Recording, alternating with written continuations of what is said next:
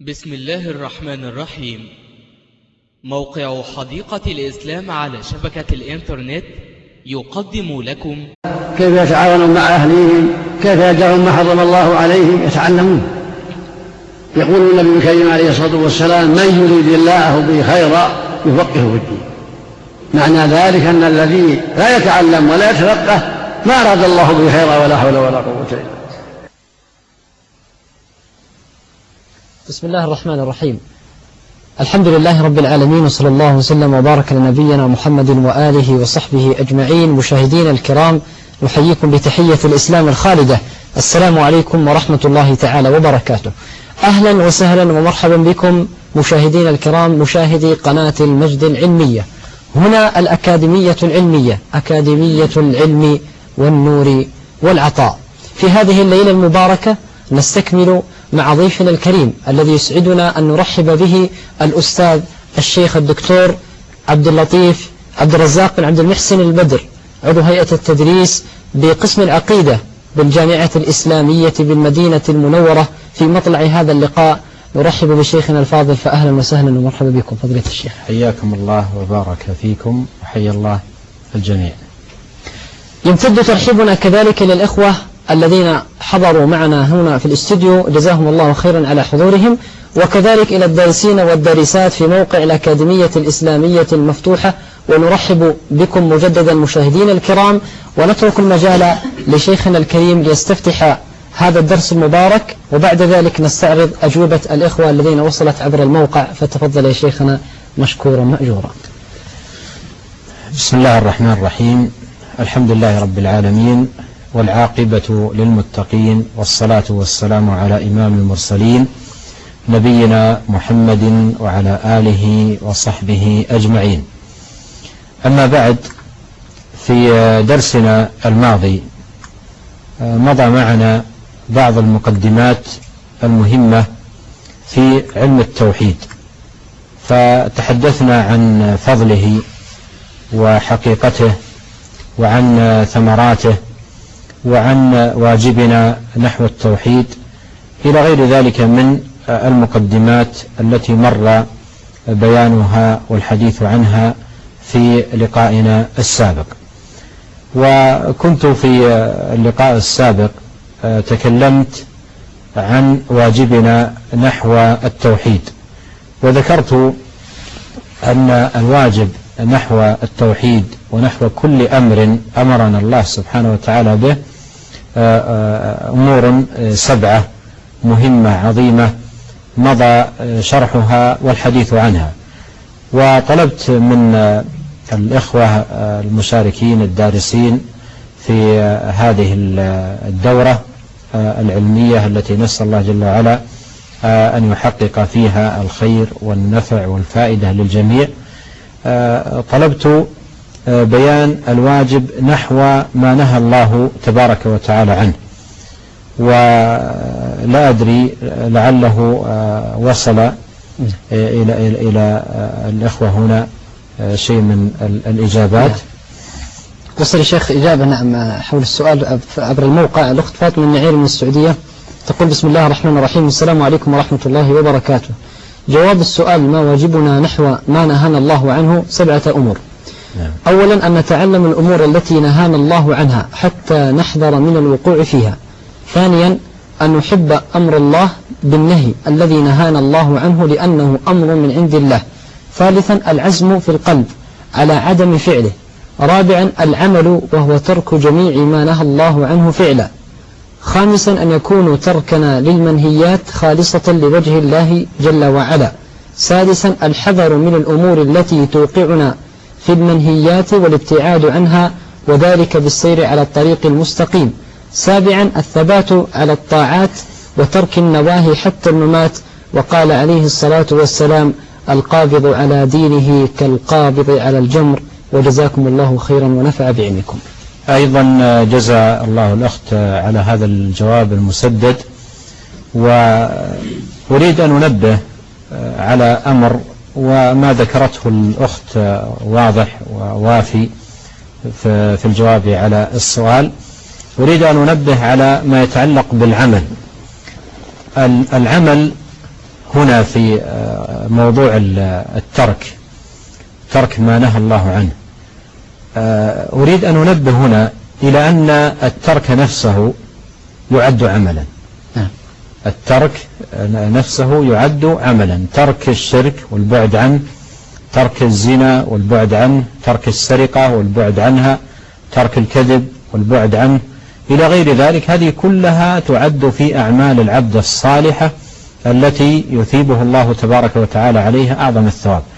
فكما أن الله سبحانه وتعالى يثيب العبد على أعماله الصالحة التي هي أفعال يقوم بها، فإنه يثيبه على أعماله الصالحة التي هي تركات لأمور نهى الله عنها. وقد قال عليه الصلاة والسلام في الحديث الصحيح: من حسن إسلام المرء تركه ما لا يعنيه، فسمى الترك إسلاما، سماه عملا. فهذا يدلنا على أن الترك نفسه يعد من الأعمال التي يتقرب بها العبد إلى الله. إذن من قرباتنا وطاعاتنا وما نتقرب به إلى الله جل وعلا تركنا لما نهى الله عنه، وهذا يعد في جملة أعمال العبد الصالحة وطاعاته المقربة إلى الله جل وعلا. وأيضا فيما يتعلق بالأمر السادس وهو البعد عن النواقض، فالمطلوب هنا من الإنسان المسلم أن يكون على حذر من الوقوع فيما نهى الله تبارك وتعالى عنه، كما ذكرت الأخت وفقها الله في جوابها، أن يكون على حذر، يحذر من هذه المحرمات ويبتعد عنها ويكون في حيطة وحذر منها. وأيضا فيما يتعلق بالأمر الثاني وهو حب الأمر الذي أمر الله به، فنحن نحب أوامر الله، نحب طاعة الله فيما أمر وطاعته سبحانه وتعالى فيما نهى عنه، نحب ذلك كله. والأمور التي نهى عنها نحبها، والأمور التي أمر بها نحبها، والأمور التي نهى عنها نبغضها، نبغض الشرك ونبغض الزنا ونبغض السرقة ونبغض الكذب ونبغض الغش ونبغض المحرمات عموما، نبغضها ونكون على حذر من الوقوع فيها. ففي جانب الأوامر حب للأمر وحرص على القيام به، وفي جانب النواهي حرص على البعد عن الأمور التي نهى الله تبارك وتعالى عنها، وأن نعلم أن في فعلها شر للعبد وفي البعد عنها خير له. ويقولون أن أعرابيا سئل قيل له: بما عرفت صدق الرسول صلى الله عليه وسلم؟ فقال كلمة عظيمة، قال: ما وجدته أمر بشيء، فقال: العقل ليته لم يأمر به، ولا وجدته نهى عن شيء، فقال: العقل ليته لم ينهى عنه. فهو لم يأمر إلا بخير ولم ينهى إلا عن شر. والمسلم مطالب بمعرفة الأوامر ليفعلها والنواهي ليجتنبها ويحذر من الوقوع فيها. جميل. فضيلة الشيخ، إذا أذنت لي نشكر الإخوة الذين أجابوا عن الأسئلة. في الواقع الإجابات كثيرة ولا نستطيع أن نستعرضها، لكن نشكرهم شكرا على تفاعلهم. الأخ عبد الرحيم المغراوي من المغرب، الأخت منال من السعودية، التوجيه من المدينة من السعودية، عابرة سبيل من السعودية، وكذلك فاتن عبد الله من السعودية. نشكرهم شكرا جزيلا على تفاعلهم وإجابتهم على هذا السؤال. إذن فضيلة الشيخ نكمل درسنا على بركة الله. وصلنا نحن انتهينا من مصدر التلقي وكذلك ثمار التوحيد.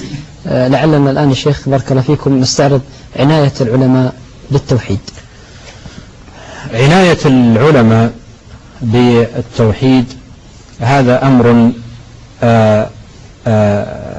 معروف في عامة أهل العلم من سلف الأمة ومن نهج نهجهم وترسم خطاهم وسلك سبيلهم.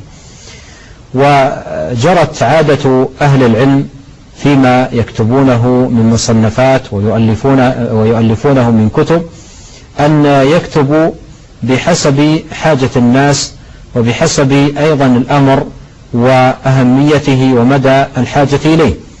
ومن المعلوم والمتقرر أن حاجة الناس إلى التوحيد أعظم من حاجتهم إلى أي أمر آخر، بل لا نكون مبالغين إذا قلنا إن حاجة الناس إلى التوحيد أعظم من حاجتهم إلى الماء والطعام والشراب وغير ذلك، لأن الطعام والشراب بها حياة بدن الإنسان، أما التوحيد فبه حياة العبد الحقيقية. أو من كان ميتا فأحييناه، قال تعالى: وكذلك أوحينا إليك روحا من أمرنا. سمى الوحي روحا لأن به حياة القلوب. يا أيها الذين آمنوا استجيبوا لله وللرسول إذا دعاكم لما يحييكم. فحياة العبد الحقيقية إنما هي بتوحيده وإخلاص الدين له. وقد مر معنا حديث عن فضائل التوحيد وشيء من ثمرات التوحيد. فالشاهد أن العلماء رحمهم الله عنايتهم بالتوحيد عناية فائقة، واهتمامهم به اهتمام كبير، وقد كتب فيه مصنفات كثيرة ومؤلفات عديدة في قديم الزمان وحديثه. فهناك كتب لعلماء السلف المتقدمين بهذا الاسم التوحيد، ككتاب التوحيد للإمام ابن خزيمة رحمه الله، وكتاب التوحيد للإمام ابن مندى رحمه الله، والإمام البخاري رحمه الله صاحب الصحيح في كتابه الصحيح، بل آخر كتاب من كتب صحيحه سماه كتاب التوحيد، وأورد فيه أبوابا عديدة وضمنها الدلائل من كتاب الله وسنة نبيه صلى الله عليه وسلم في تقرير التوحيد وبيانه. وأيضا للعلماء كتب في هذا الباب تحت اسم الإيمان، كالإيمان لابن مندة، والإيمان لابن أبي شيبة، والإيمان لأبي عبيد القاسم بن سلام، وغيرها من الكتب بهذا الاسم، وكذلك باسم أصول الإيمان وأصول الدين والعقيدة. فكتب أهل العلم في هذا الباب كثيرة. وعناية أهل العلم بهذا الأمر تبيانا وتوضيحا وشرحا وبيانا وتأصيلا وتقريرا وردا على المخالفين له هي عناية منهم بأهم المهمات وأعظم الواجبات، ألا وهو توحيد الله سبحانه وتعالى.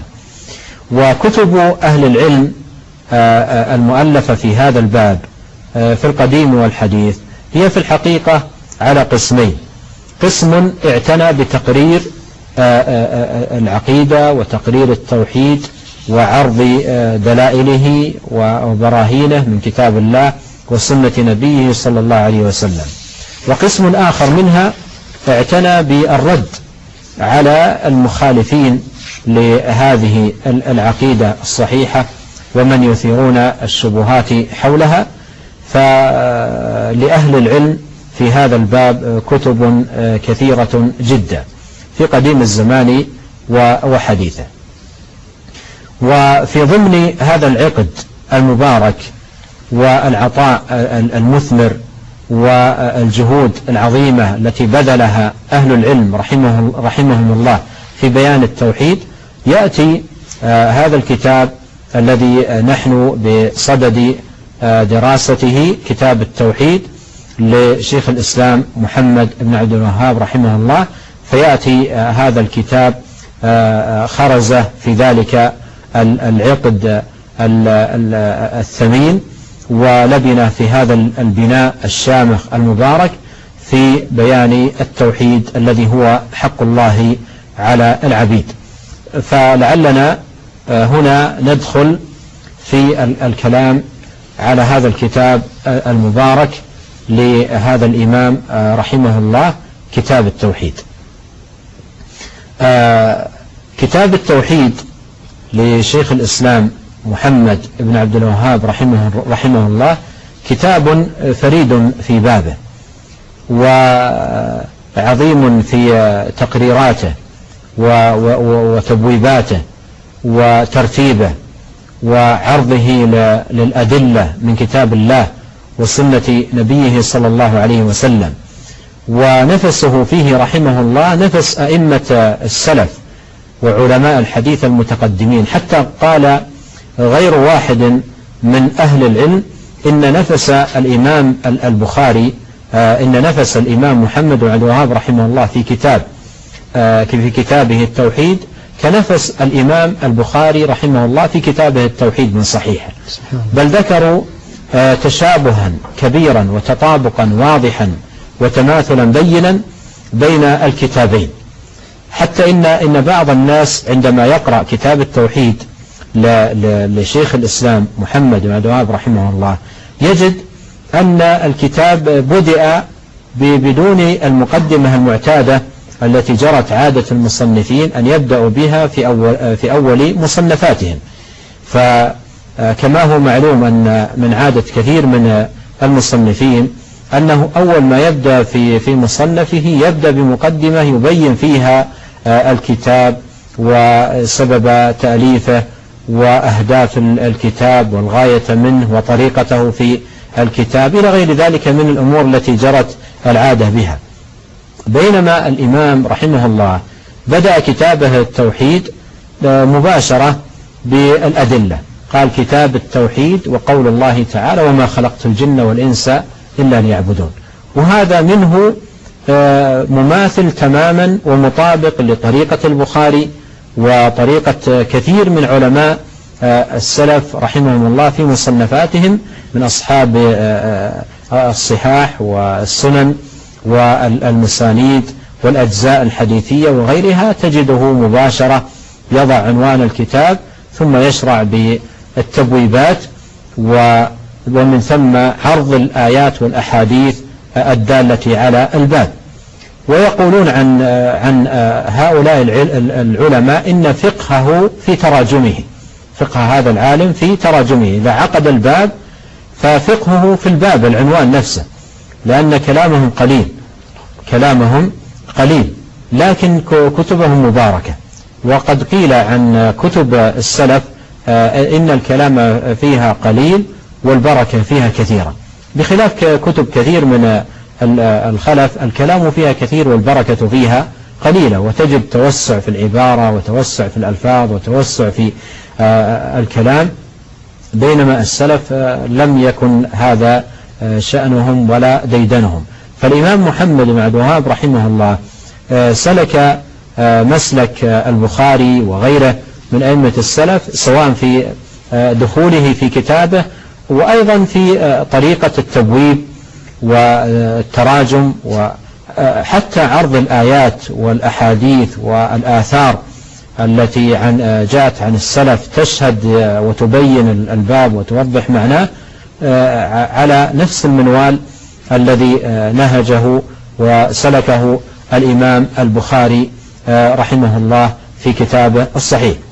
وهنا لعلي أشير إلى قصة لطيفة ذكرها غير واحد من أهل العلم عن رجل يقال له عبد الرحمن البكري، وكان له اشتغال بطلب العلم وأيضا الدعوة إلى الله عز وجل، وفي الوقت نفسه له اهتمامات تجارية في البيع والشراء، كانت تجارته في ذلك الوقت تقتضي منه الذهاب إلى الهند لشراء أشياء قد تقتضي منه البقاء فترة طويلة.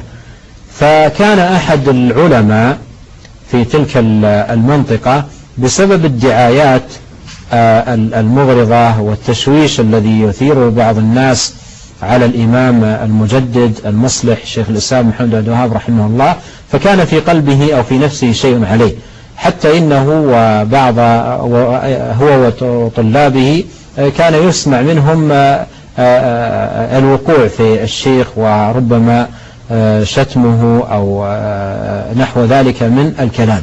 فالرجل بحكمة أراد أن يذهب عن هذا الرجل هذه الغشاوة وهذه الدعاية السيئة، ويوقفه على حقيقة هذا الرجل، حقيقة الشيخ محمد بن عبد الوهاب رحمه الله.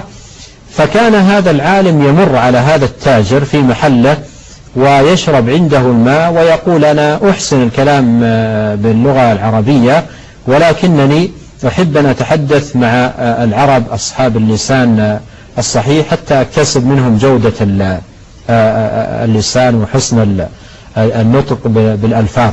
فكان يجلس عند هذا التاجر أحيانا لهذا الغرض ويقدم له الماء البارد. يقول: دعوته مرة إلى البيت وأتيت بكتاب التوحيد للشيخ محمد بن عبد الوهاب رحمه الله، ونزعت الغلاف الذي عليه اسم المؤلف، ووضعت الكتاب على مسند أو شيء قريب منه، وتركته واستأذنته. قلت له: أريد أن تأذن لي أذهب إلى السوق أكرمك ببطيخة أقطعها ونأكلها سويا معك. فاستأذنه وذهب إلى السوق. ثم هذا العالم التفت وإذا بجنبه كتاب ومنزوع الغلاف، فأخذ يقلب الكتاب ويقرأ فيه. أعجبه الكتاب كثيرا لأنه ليس فيه إلا أبواب وآيات وأحاديث، من أول الكتاب إلى آخره أبواب وآيات وأحاديث، ليس فيه شيء آخر. كتاب علم على طريقة الأئمة المتقدمين، آيات وأحاديث وآثار عن السلف، ليس فيها اختراعات، وليس فيها محدثات، وليس فيها تكلفات، وإنما هو آيات وأحاديث وكلام الله وكلام رسوله صلى الله عليه وسلم مع ذكر. الرجل أعجب بالكتاب كثيرا. فلما رجع هذا ببطيخته ليكرم بها هذا الضيف قال: لمن هذا الكتاب؟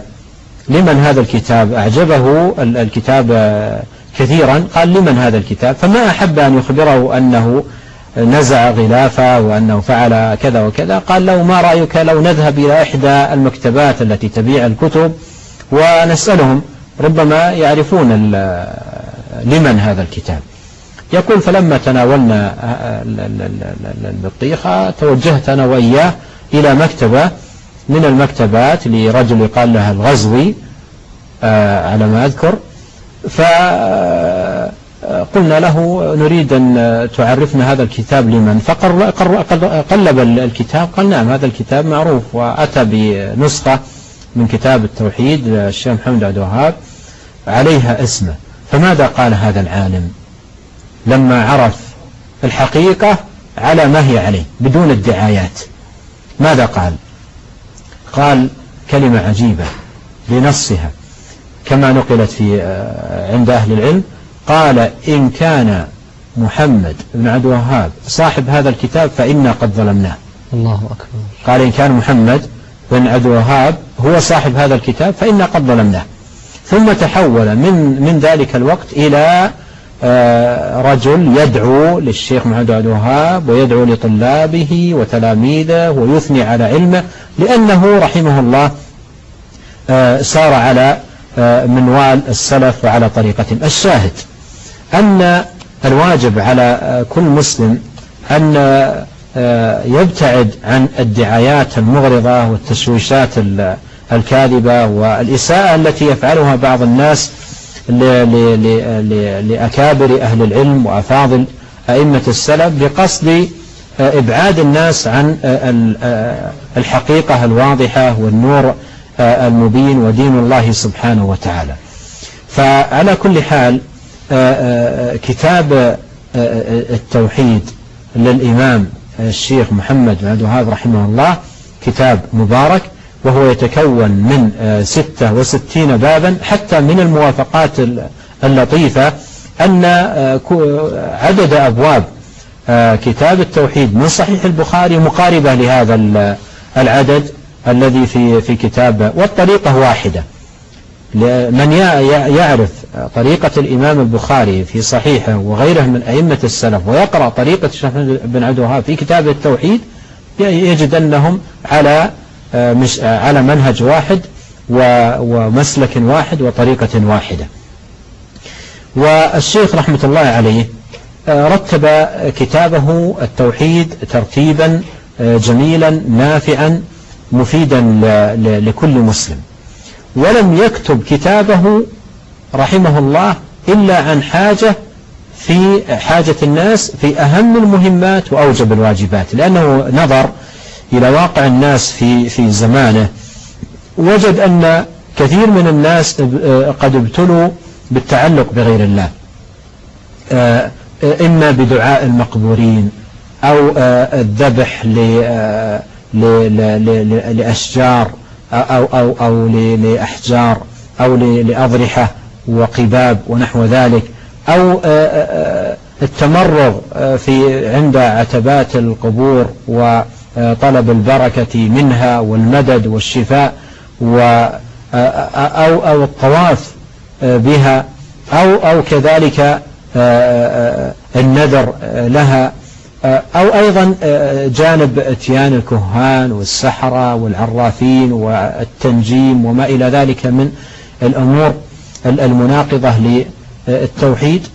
فالشيخ رحمه الله رأى هذه الانحرافات وهذه الأخطاء التي بدأت أو أخذت تنتشر وتتفشى وتتكاثر في الناس، فأراد أن يجمع الناس على التوحيد الخالص، وأن يبين لهم دين الله عز وجل الصافي، وأن يحارب كل أمر يناقض هذا التوحيد الذي خلق الخلق لأجله. فجاء رحمة الله عليه وألف هذا الكتاب، وقد بدأ بتأليفه في البصرة، لأن الشيخ رحمة الله عليه كان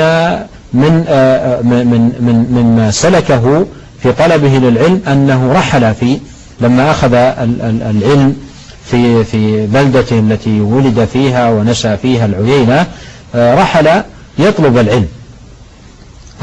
العلم، فكان من رحلته إلى الحجاز المدينة ومكة وإلى الأحساء وأيضا إلى البصرة. وذكر أهل العلم أنه جمع كتاب التوحيد من كتب الحديث التي وجدها في مكتبات البصرة، ثم أتم هذا الكتاب وقرئ عليه لما رجع إلى حريملاء حيث انتقلت إليها أسرته، وفي ذاك الوقت أخذه عنه الطلاب وتناسخوه وانتشر الكتاب بين الناس. رتب الشيخ رحمه الله أولا ألفه للحاجة الماسة له، ورتبه ترتيبا جميلا، فبدأ أولا بأهمية التوحيد وفضله ومكانته وتكفيره للذنوب، ثم بين تحقيق التوحيد كيف يكون، ثم تكلم عن الدعوة إلى التوحيد وبيانه للأمة ونشره وذكر الأدلة على ذلك، ثم عقد بابا في التحذير من الشرك والخوف من الشرك، وأن يكون الإنسان على حذر منه، ثم أخذ يفصل أفراد العبادة، وأيضا يفصل في الشرك الأكبر والشرك الأصغر وشرك الألفاظ، إلى أن ختم الكتاب. فالكتاب كله في بيان التوحيد ونواقض التوحيد ونواقص التوحيد. وكنت أشرت في اللقاء السابق أن التوحيد له نواقض وله نواقص. النواقض تحبطه كاملا، والنواقص تنقص كماله الواجب. فالشيخ رحمه الله تحدث عن هذا وعن هذا، وبين حماية المصطفى صلى الله عليه وسلم للتوحيد وسده لكل الذرائع التي تفضي إلى الشرك. وكتاب رحمة الله عليه كما شهد كثير من أجلة العلماء وأفاضل العلماء لم يؤلف في بابه الذي هو توحيد العبادة وإخلاص الدين لله سبحانه وتعالى، لم يؤلف في هذا الباب مثله. ولهذا حري بكل مسلم وبكل مسلمة أن تعظم عنايتهم بهذا الكتاب قراءة له وحفظا للأدلة والأحاديث الواردة في هذا الكتاب، وأن ينشأ الأبناء والبنات والأولاد على دراسة هذا الكتاب. ونحن ولله الحمد من نعمة الله علينا في هذا البلد المملكة العربية السعودية حرسها الله أن هذا الكتاب مقرر على الطلاب في المدارس، يقرؤونه ويحفظونه ويتعلمون من التوحيد الخالص من خلال ما أورده الإمام رحمه الله من أدلة مباركة من كتاب الله وسنة نبيه صلوات الله وسلامه عليه. ومما نهجه المصنف رحمه الله في كتابه أنه عندما يعقد الترجمة ويذكر تحتها الآيات والأحاديث وأيضا بعض الآثار التي فيها شيء من البيان والتوضيح للآية أو الحديث أو الباب ككل، يذكر المسائل المستفادة من هذا الباب، فيقول عقب كل ترجمة وفيه مسائل، الأولى الثانية، أحيانا يذكر 20 أو 30 مسألة، وأحيانا يذكر دون ذلك بحسب المسائل المستفادة من هذا الباب. ومن يقرأ هذه المسائل يدرك من خلالها أولا نصح الشيخ رحمه الله وحرصه على نفع الناس وتجلية التوحيد وبيانه، ويدرك أيضا منها جمال علمه وحسن استنباطه وكمال تحقيقه وفهمه ودرايته رحمه الله، لأنه ينبه على مسائل مهمة جدا يلفت الانتباه إليها، حتى من يقرأ هذه الآيات ويقرأ هذه الأحاديث ويقرأ هذه الآثار ينتبه إلى أخذها واستفادتها من الآيات والأحاديث الواردة في الباب. فهذا فيما يتعلق بالكتاب، وهو كتاب ليس بالكبير، وفيه 66 بابا مع ما بدأ به أولا بقوله كتاب التوحيد وعرض بعض الآيات.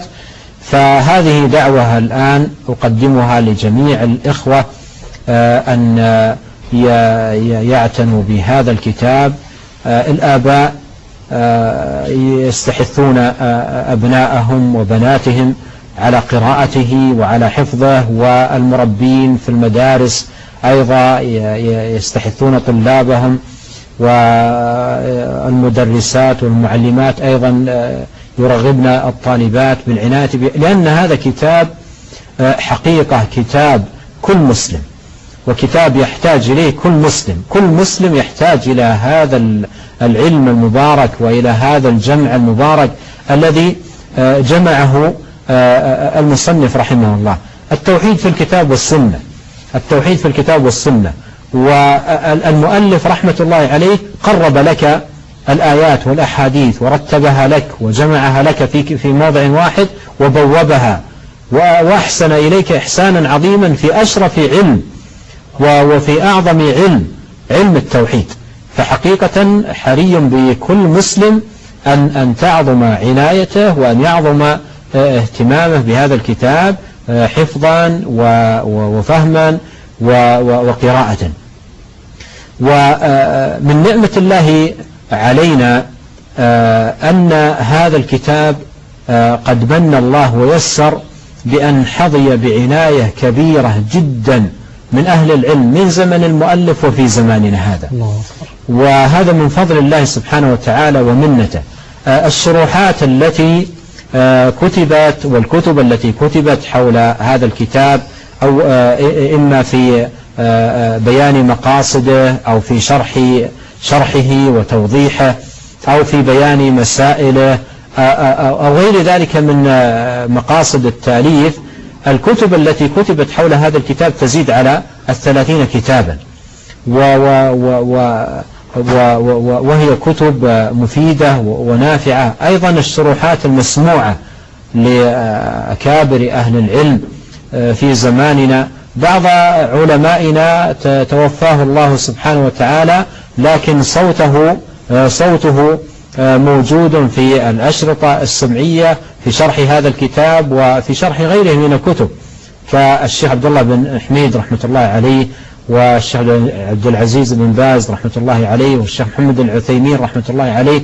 هؤلاء وغيرهم من أهل العلم لهم أشرطة نافعة جدا، ولهذا يحسن بمن يريد لنفسه الخير والسعادة أينما كان، وقد تسهلت في زماننا وسائل العلم والتعليم بشكل عجيب، أن يعتنوا بهذا الكتاب وأن يعتنوا بشيء من شروحاته سواء منها المكتوبة أو المسموعة، وهي كثيرة جدا ونافعة، وربما يأخذ بعض هذه الكتب مثل فتح المجيد لحفيد الشيخ، أو تيسير العزيز الحميد أيضا لحفيده سليمان بن عبد الله، والأول لحفيده الشيخ عبد الرحمن بن حسن، أو أيضا بعض المختصرات. ومن أنفع المختصرات في بيان مقاصد كتاب التوحيد كتاب القول السديد للشيخ عبد الرحمن بن سعدي رحمه الله. وكتب أهل العلم حول هذا الكتاب كثيرة ونافعة ومفيدة، وكما أشرت منها ما هو مكتوب ومنها ما هو مسموع.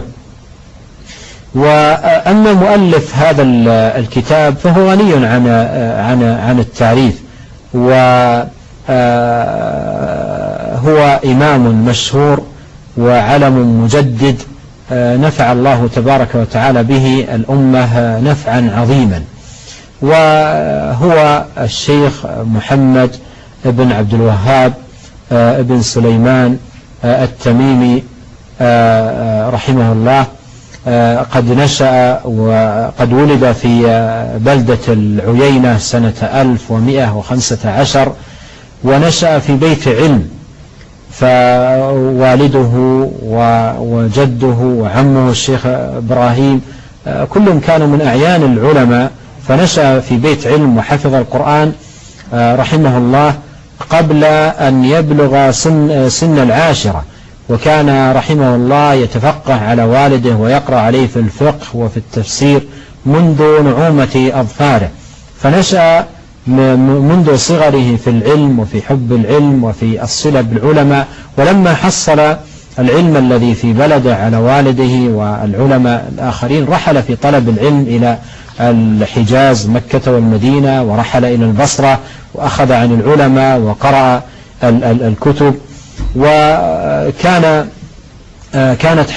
كانت حياته رحمه الله حافلة بالجد والعطاء والحرص على نفع الناس وإفادتهم في أمور دينهم، وخاصة في هذا الأمر العظيم أمر التوحيد الذي هو أعظم أمر وأجل أمر على الإطلاق. والشيخ رحمة الله عليه امتدت حياته الحافلة بالعطاء ما يزيد على 90 سنة، فعمره رحمه الله 91 سنة حيث توفي عام 1206.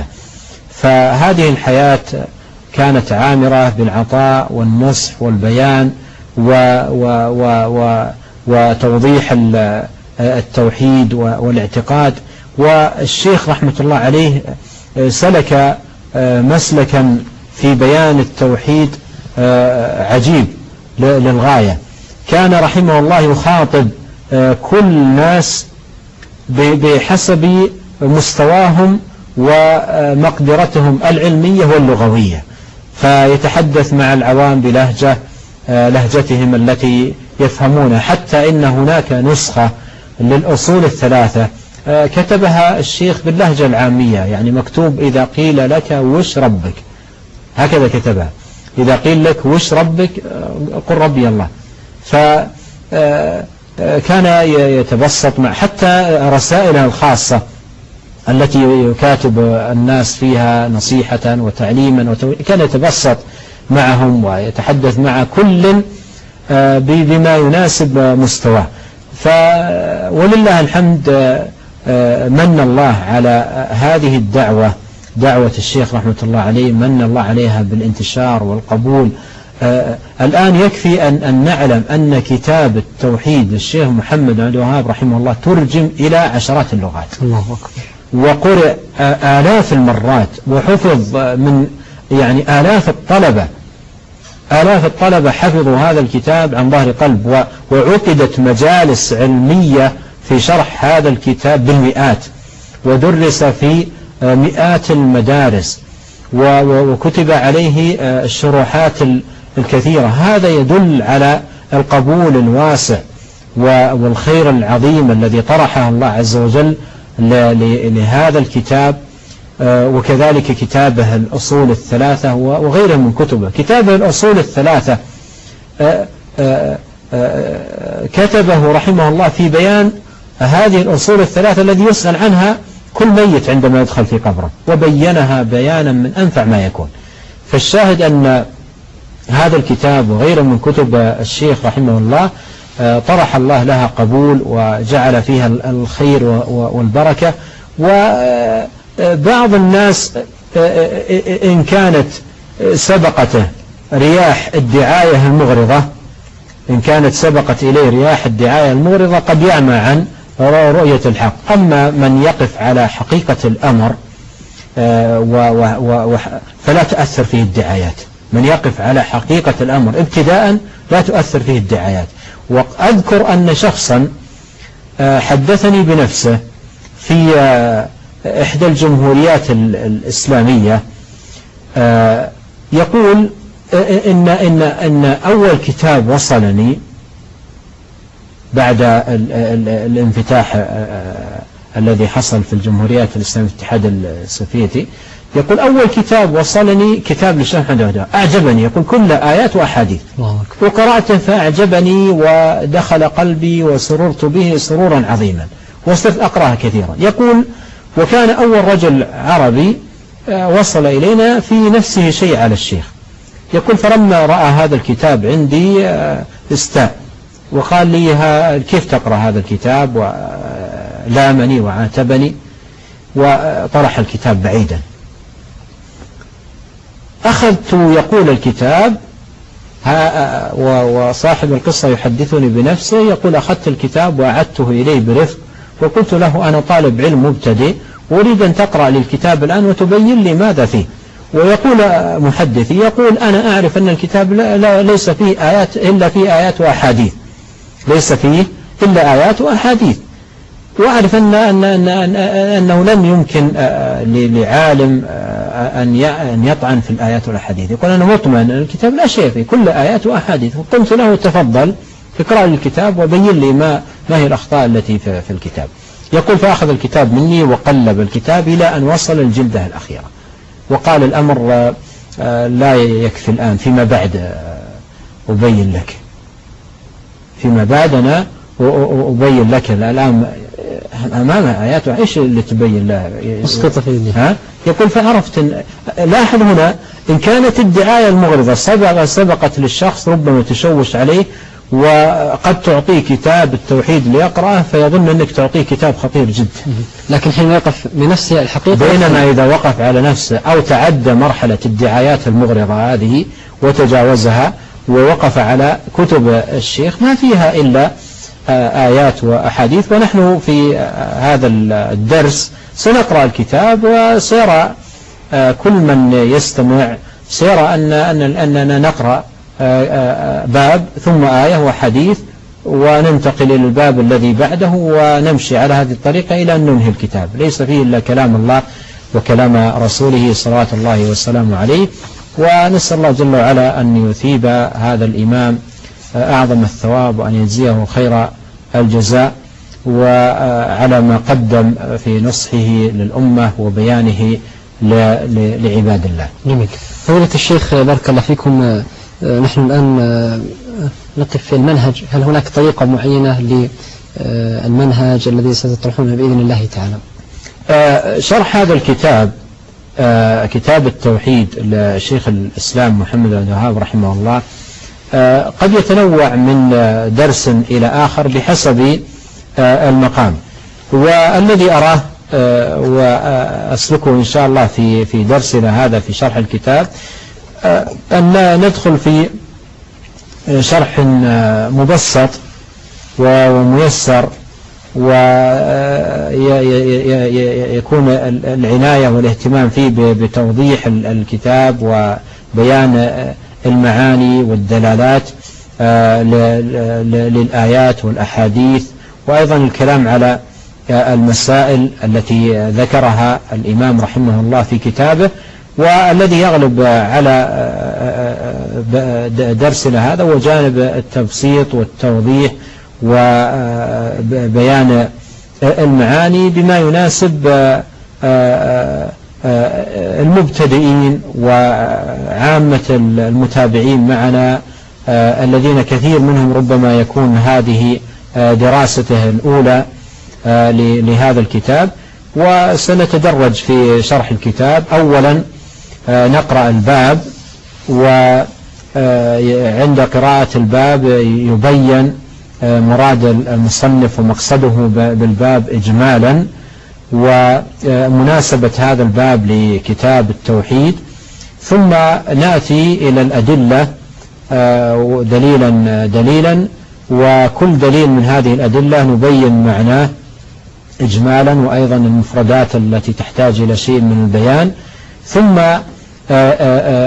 نبين مناسبة الآية أو الحديث للترجمة ووجه الشاهد من الآية ومن الحديث، وأيضا بعض التنبيهات التي قد يحتاج الأمر إلى التأكيد عليها ولفت الانتباه إليها. ثم نقرأ المسائل التي أتبعها الشيخ رحمه الله لكل باب، ونبين المراد بكل مسألة باختصار شديد. هذا بشكل عام المنهج الذي نسير عليه في قراءة هذا الكتاب.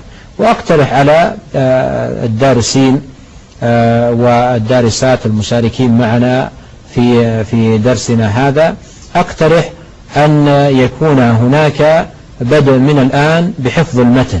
جميل. يحفظون المتن عن ظهر قلب، فيحفظون الباب الأول والآيات المتعلقة به والأحاديث. ثم مثل ما وجه بعض أهل العلم، إذا وجد البعض في الحفظ صعوبة فلا أقل من أن تقرأ المتن 20 أو 25 مرة، حتى وإن لم يكن محفوظا يكون شبيها بالمحفوظ. وهذه الحفظ والقراءة تكون قبل الدرس. ثم بعد ذلك يمكن أن يقرأ شرحا لهذا الكتاب من الشروحات المختصرة، يقرأ شرحا لهذا الكتاب ويدخل الدرس معنا وهو متهيئ حفظا ومتهيئ استعدادا ومتهيئ أيضا قراءة، يكون تفاعله واستفادته من الدرس أنفع وأفود بإذن الله تبارك وتعالى. أحسن الله إليكم فضيلة الشيخ. شيخنا الكريم، نستأذنك في فاصل، وبعد الفاصل بإذن الله نستعرض أسئلة الأخوة في الموقع. نعم. أحسن الله إليكم. مشاهدينا الكرام، فاصل قصير، وبعد الفاصل بإذن الله تعالى نستقبل أسئلتكم واتصالاتكم، فابقوا معنا. بتوقيت مكة المكرمة. يقول النبي الكريم عليه الصلاة والسلام: من يريد الله به خيرا يفقهه في الدين. معنى ذلك أن الذي لا يتعلم ولا يتفقه ما أراد الله به خيرا ولا حول ولا قوة إلا بالله. بسم الله الرحمن الرحيم. مشاهدينا الكرام، أهلا وسهلا ومرحبا بكم مجددا في درس شرح كتاب التوحيد مع فضيلة الشيخ الأستاذ الدكتور عبد الرزاق البدر، عضو هيئة التدريس بقسم العقيدة بالجامعة الإسلامية بالمدينة المنورة. أهلا وسهلا فضيلة الشيخ. حياكم الله. فضيلة الشيخ، هناك بعض الأسئلة وردت عبر الموقع. هذه الأخت تسأل تقول: شيخنا الفاضل، ما هو الشرح الذي نرجع إليه عند المذاكرة، وهل تنصحون بالرجوع إلى شرح الشيخ ابن عثيمين رحمه الله؟ كنت أشرت فيما سبق أو قبل قليل إلى أن شروحات كتاب التوحيد كثيرة ومتعددة، فمن هذه الشروح ما كتب من أحفاد الشيخ كتيسير العزيز الحميد للشيخ سليمان بن عبد الله ابن الشيخ محمد رحمه الله، وهذا الكتاب من أحسن شروحات كتاب التوحيد وأنفعها وأوسعها. وأيضا كتاب فتح المجيد، وكثيرا ما كان مشايخنا يوصون بهذا الكتاب، فهو كتاب مختصر ونافع وفيه تقريرات مفيدة مختصرة. وأيضا جاءت فيما بعد في زماننا هذا كتب لأئمتنا وعلمائنا الأفاضل منها الكتاب الذي تسأل عنه الأخت السائلة، شرح الشيخ ابن تيمية رحمه الله لكتاب التوحيد، وهو مطبوع ونافع جدا، والاستفادة منه حسنة ومفيدة ونافعة. والشيخ رحمة الله عليه معروف بحسن بيانه وحسن تقريره وإيضاحه وتقسيماته وتقريراته رحمه الله. فلا شك أن الاستفادة من هذا الكتاب نافعة جدا. كذلك الشيخ صالح الفوزان حفظه الله له شرح أعد لطلاب المعاهد بأسلوب يتناسب مع المبتدئين، فيذكر فيها المفردات، ويذكر فيه الشرح الإجمالي، ويذكر فيها الشاهد والمناسبة. فهذا اسمه على ما أذكر التعليق المفيد على كتاب التوحيد، غير كتابه الآخر الذي هو مفرغ من الأشرطة. فهذا أيضا مناسب جدا للمبتدئين،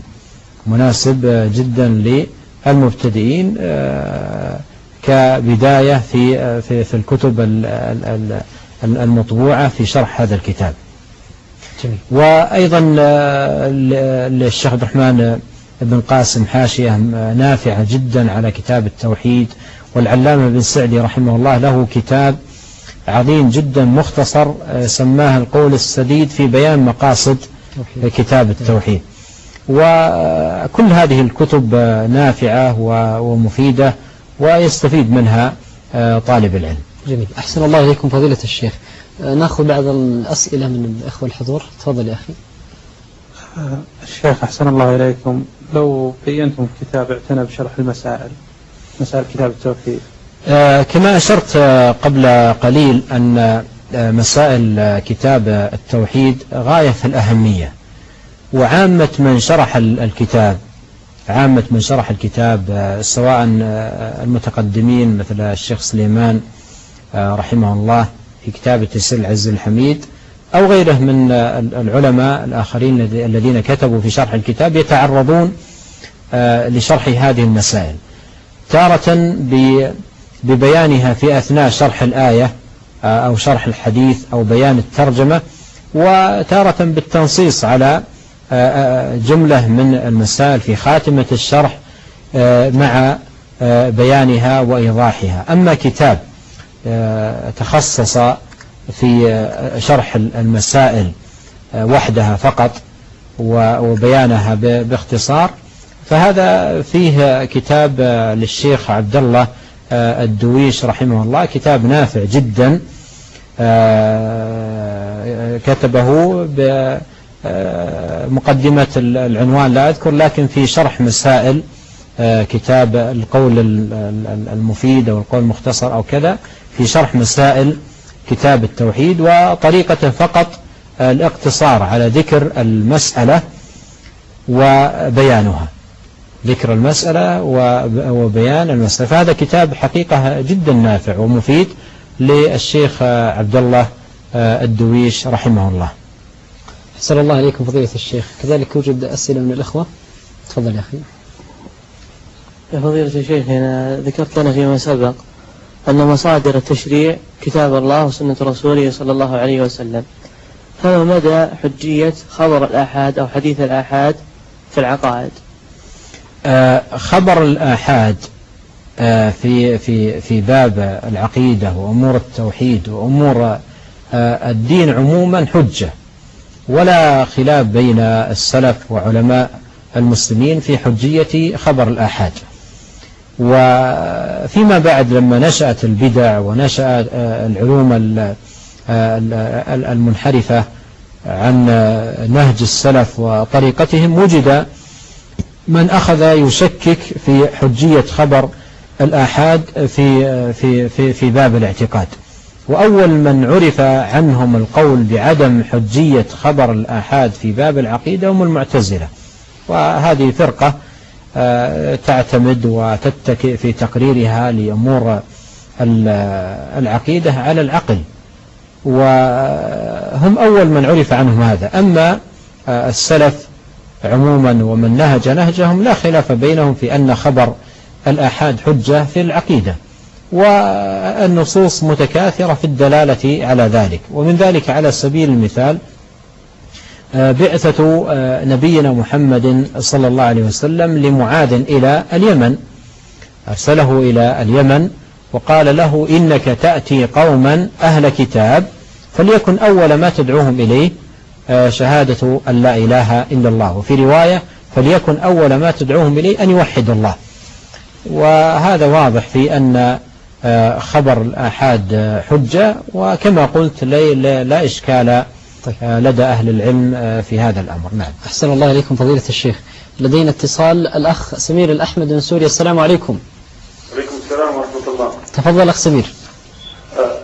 السلام عليكم يا شيخ. وعليكم السلام ورحمة الله. بارك الله فيكم يا شيخ. وفيك بارك. الله يحييك. أخي الكريم، نحن بدأنا نسمع في الفترة الأخيرة كثير ممن ينتسبون إلى المنهج أهل السنة والجماعة بأن يتهم بعضهم بعضا أن يعني الشيخ محمد عبد الوهاب رحمه الله أصبحنا نسمع من بعضهم أن عنده غلو، فيسبون ممن يعني يسير منهج الشيخ بأنهم من التكفيريين. فهناك تفريق من الناس التي تسير على منهج تكفر كثير من الناس، وهناك بعض الناس ممن يدعون أنهم من منهج السلف يقولون أن من يسيرون على منهج السلف أنهم تكفير. طيب واضح السؤال يا شيخ سمير. لي سؤال آخر؟ نعم واضح السؤال. الثاني على عجالة يا شيخ سمير لو سمحت. هل صحيح أن الشيخ محمد عبد الوهاب رحمه الله أنه يعني ذهب إلى العراق وساهم في نشر التوحيد بجيش توحيد وهدم الأضرحة هناك؟ طيب شكرا جزيلا أخ سمير. تفضل الشيخ على عجالة. فيما يتعلق بسؤال الأخ الأول، أولا أحب وأرغب أيضا من الإخوة أن تنحصر الأسئلة في الموضوع ذاته حتى لا تتشعب بنا الأحاديث، وأيضا يذهب بنا الكلام إلى جوانب متعددة.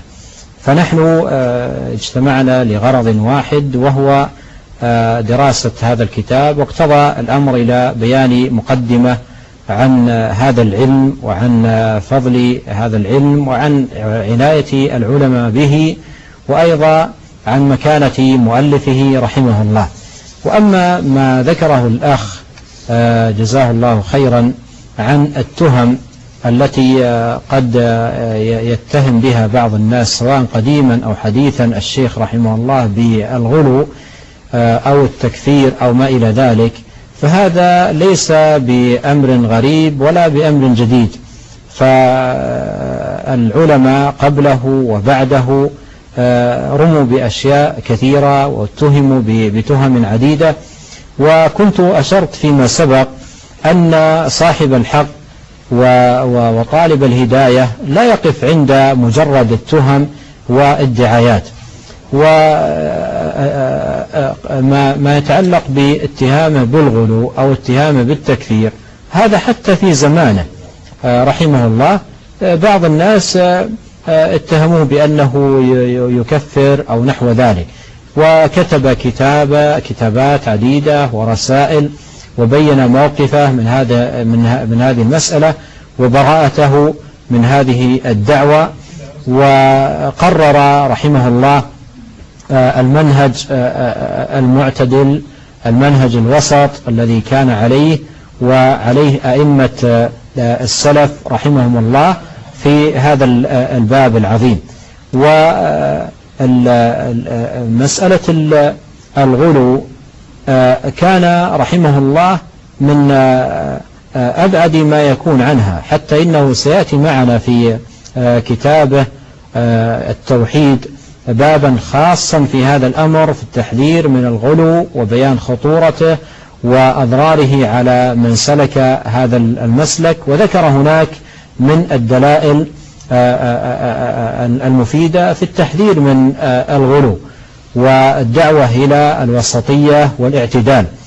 والشيخ رحمة الله عليه كما قررت فيما سبق ليس عنده فيما قرره من مسائل وعلوم إلا عرض للآيات والأحاديث وآثار السلف رحمهم الله في جانب التوحيد وفي جوانب التوحيد وفي جوانب الدين الأخرى.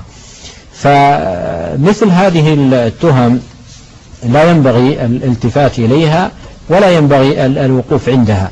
وأيضا فيما يتعلق بأتباع الشيخ الأمر على نفس المنوال. قد يتهم بعض الناس بعض العلماء الأجلاء والعلماء الأفاضل بتهم لا حقيقة لها وبأقوال لا مصداقية لها، فلا ينبغي أن يلتفت إلى مجرد الدعاوى ومجرد الدعايات المغرضة في الكلام والخوض في أهل العلم. والكلام على موضوع الأخ السائل ربما أنه لا يكفي الحديث عنه في مثل هذه العجالة، ولعلنا نكتفي بهذا. لكن سؤاله الآخر يقول لما كان الشيخ محمد بن الوهاب في العراق هل كان هناك أداة؟ لما كان في العراق رحمه الله أشرت إلى أنه لما كان في البصرة استفاد من العلماء هناك وكتب كتاب التوحيد، وبداية كتابه التوحيد كانت هناك. وأيضا دعا الناس رحمة الله عليه إلى التوحيد وبين لهم ذلك، وضيق عليه بعض أهل الأهواء في دعوته وفي نشره للتوحيد وفي صدعه ببيان كلام الله وكلام رسوله صلى الله عليه وسلم. فكان عالما ناصحا أينما حل وفي أي مكان نزل، داعية إلى الله عز وجل على هدى وبصيرة بوسطية واعتدال، على سنن أهل السلف، على سنن السلف وأهل السنة وطريقتهم بلا غلو ولا جفاء ولا إفراط ولا تفريط. فرحمه الله رحمة واسعة وجزاه عن أمة الإسلام خير الجزاء. أحسن الله إليكم فضيلة الشيخ وبارك الله في علمكم. الأخ ريان من إيطاليا يسأل فضيلة الشيخ عن كتاب تيسير العزيز الحميد في شرح كتاب التوحيد، هل شارح هذا الكتاب هو حفيد الشيخ محمد بن الوهاب؟ نعم، هذا ذكرته قبل قليل. هو شارح هذا الكتاب هو الشيخ سليمان بن عبد الله بن محمد بن عبد الوهاب، وهو عالم جليل وضليع في علم الكتاب والسنة، ومن يقرأ كتابه يعرف عنايته الواسعة بالدليل وسعة اطلاعه على مصادر الحديث المتنوعة من معاجم ومسانيد وأجزاء حديثية، وعنايته أيضا بجانب التخريج والكلام على الأحاديث ونقل أقاويل أهل العلم في هذا. فحقيقة كتابه كل من ألف بعده وشرح هذا الكتاب يستفيد فائدة عظيمة من هذا الكتاب المبارك، كتاب تيسير العزيز الحميد شرح كتاب التوحيد للشيخ سليمان بن عبد الله بن عبد الوهاب رحمهم الله. أحسن الله إليكم فضيلة الشيخ. هذا أبو علي من المغرب يسأل فضيلة الشيخ يقول ذكرتم حفظكم الله أن منقصات التوحيد تنقص في كماله الواجب، فهل هذه الأعمال مخرجة عن الإسلام؟ وأعطنا مثالا بارك الله فيك. نعم، اسم الشيخ سليمان بن عبد الله بن محمد بن عبد الوهاب، فهو حفيد للشيخ كما قلت قبل قليل. السؤال الأخير هنا ممكن تذكرنا؟ ذكرتم حفظكم الله أن منقصات التوحيد تنقص في كماله الواجب، فهل هذه الأعمال مخرجة عن الإسلام؟ منقصات التوحيد تختلف عن نواقض التوحيد.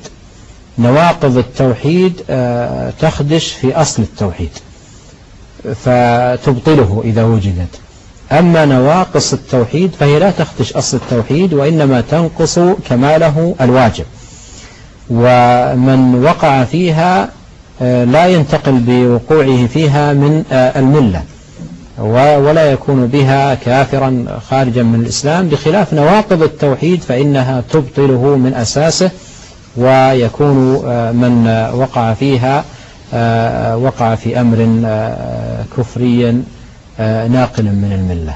أحسن الله إليكم فضيلة الشيخ. شيخنا الكريم بارك الله فيكم، جرت العادة في آخر الحلقة أن يكون هناك سؤالان في كل حلقة، فلو تطرحون يا شيخ السؤالين لهذه الحلقة. أولا بالنسبة لشروحات كتاب التوحيد، ذكرت من شروحات كتاب التوحيد القول السديد في بيان مقاصد كتاب التوحيد. فسؤالي أن يكتب عن هذا الكتاب ملخص في حدود صفحة أو أقل عن الكتاب وأهميته وطريقة مؤلفه فيه، وأيضا نبذة مختصرة عن هذا المؤلف النافع المفيد. هذا فيما يتعلق بالمراجع. وفيما يتعلق بالمؤلف رحمه الله أيضا في حدود صفحة واحدة أرغب أن يكتب من يرغب في المشاركة نبذة مختصرة عن مؤلف الكتاب وهو الشيخ محمد عبد الوهاب، يبدأ فيها بمقدمة في التعريف به، ثم بيان مكانته العلمية وفضله وثناء العلماء عليه، ويكون هذا أيضا في حدود أقل من صفحة أو صفحة بالكثير. أحسن الله إليكم فضيلة الشيخ. وإن شاء الله الإجابة المتميزة لعلها تعرض في بإذن الله تعالى لقائنا القادم إن بإذن الله تعالى. شكر الله لكم فضيلة الشيخ، وشكر الله لكم مشاهدينا الكرام على تفاعلكم، وشكر الله للإخوة الدارسين والدارسات والأخوة كذلك معنا هنا في الاستوديو، ونسأل الله سبحانه وتعالى أن ينفعنا بما سمعنا من شيخنا الكريم. إلى لقاء آخر بإذن الله تعالى، نترككم في حفظ الله ورعايته. سبحانك اللهم وبحمدك، نشهد أن لا إله إلا أنت، نستغفرك ونتوب إليك، والسلام عليكم ورحمة الله تعالى وبركاته. قل هل يستوي الذين يعلمون والذين لا يعلمون، إنما يتذكر أولو الألباب. جميع المكلفين يتعلموا دينهم وأن يتفقهوا في دينهم.